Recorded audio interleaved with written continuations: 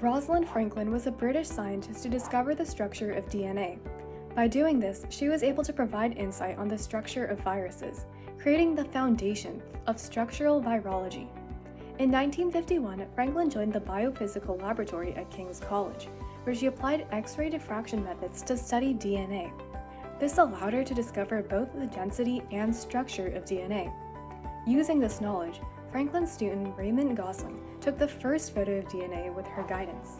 Without the permission or knowledge of Franklin, researcher Maurice Wilkins sent the photo Gosling and Franklin took to James Watson. Watson and his research partner Francis Crick, who were developing the chemical model of DNA at the time, were able to use Franklin's picture to aid their research.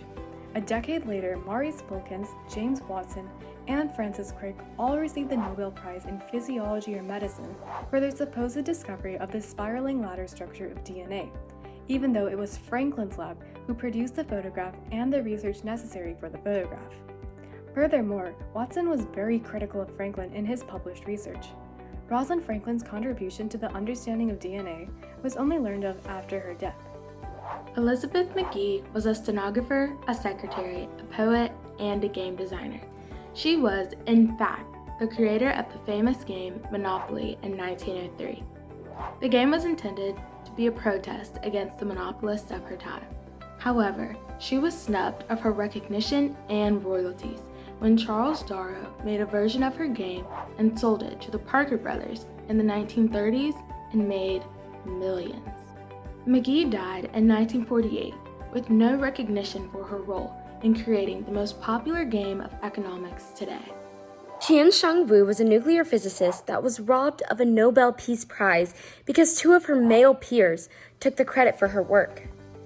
Qiansheng Wu worked on the Manhattan Project, which developed and produced the first nuclear bombs during World War II.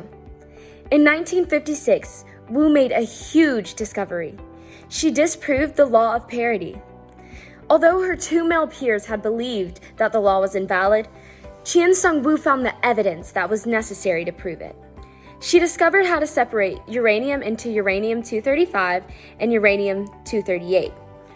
Although Wu did not receive a Nobel Peace Prize as she deserved, we can still honor her and her legacy today by calling attention to situations like this.